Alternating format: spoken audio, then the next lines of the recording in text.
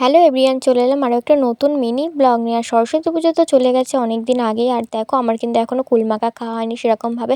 তাই কিন্তু দেখো আমি মাঠে প্রতিদিনই আমরা সবাই মিলে আড্ডা দিই। আর মাঠের কাছে কিন্তু একটা বাড়ি আছে, আর যাদের গাছ ওই বাড়ির একটা বোনকে বলে আমি কিন্তু এখানে কুলগুলো পেরে নিচ্ছি। আর দেখো গাছ ভর্তি কুল, দেখে তো আমি আর লোভ সামলাতে পারলাম না, তাই কিন্তু আমিও চলে এলাম কুল পাড়ার জন্য। আর দেখো এখানে কিন্তু আমি একটা করে কুল পেরে নিচ্ছি। কাছে থেকে কুল পেরে কুল মাখার মজাটাই আলাদা। দেখো এখানে কিন্তু আমি কুলগুলো নিয়ে নিয়েছি, আর বাটিতে নিয়ে নিয়েছি জল, কিন্তু ওই কুলগুলোকে জলের মধ্যে দিয়ে দিয়েছি। তারপরে কিন্তু আবারও জল নিয়ে নিয়েছি, নিয়ে কিন্তু এক এক করে কুলগুলো কিন্তু জলের মধ্যে দিয়ে দিয়েছি। আর দেখো কুলগুলো কিন্তু ভালো করে পরিষ্কার করে ধুয়ে নিতে হবে, কারণ গাছেও ছিল আর নিচেও পড়েছিল। আমি নিচে থেকেও অনেকগুলো কুড়িয়েছিলাম, তাই কিন্তু ভালো করে ধুয়ে নিচ্ছি গামলার মধ্যে জল দিয়ে।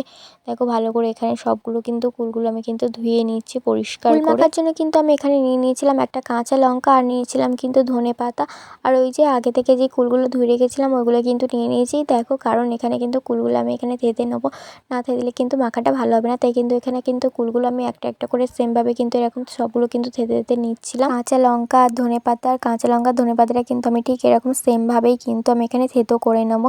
আর থেঁতো করার পরে কিন্তু আমি এখানে বাটিতে তুলে নেবো ওই যে আগে থেকে করে রেখেছিলাম কাঁচা লঙ্কা আর ধনেপাতা থেঁতোটা এখানে নিয়ে নিয়েছি। আর তারপরে দিয়েছিলাম কিন্তু পরিমাণ মতো বিট লবণ, আর দিয়েছিলাম কিন্তু চিনি, আর তারপরে দিয়ে দিলাম কিন্তু কাসুন্দি, দিয়ে ভালো করে কিন্তু আমি এখানে মেখে নিচ্ছি। আর কি জানো তো, এখানে কিন্তু মাখানোর সময় এত সুন্দর স্মেল বেরোচ্ছে, আর যেন মনে হচ্ছে আমি এখনই খেয়ে নিই। দেখো এখানে কিন্তু আমি ভালো করে খোলাগুলো কিন্তু ভালো করে এখানে চটকে চটকে ভালো করে মেখিয়ে নিচ্ছিলাম। আর দেখো দেখে কিন্তু জিভের জল চলে আসছে। দেখো এখানে কিন্তু আমার একদম রেডি হয়ে গেছে কুল মাখাটা। আর কুল মাখাটা ওপর থেকে গার্নিশ করার জন্য দিয়ে দিয়েছি কিন্তু একটা লাল টুকটুকে কাঁচা লঙ্কা। অনেক তো হলো কথা বলা, এবার মন চাই শুধু কুল খাওয়া। আর চলো দেখো মাখার সময় কিন্তু অনেক সুন্দর স্মেল বেরোচ্ছিলো, তোমাদেরকে বলেছিলাম চলো বেশি না কথা বলে খাওয়া যাক। দেখো এখানে কিন্তু আমি কুলটা নিয়ে কিন্তু আমি এখানে খেয়ে নেবো। আর এক কথায় কিন্তু অসাধারণ হয়েছে। আর তোমাদের কেমন লাগলো এই মিনি ব্লগটা? আর এরকম মিনি ব্লগ পাওয়ার জন্য কিন্তু চ্যানেলটাকে কিন্তু অবশ্যই একটা লাইক, কমেন্ট আর সাবস্ক্রাইব করতে ভুলো না। চলো নেক্সট ব্লগে দেখা হচ্ছে, টাটা।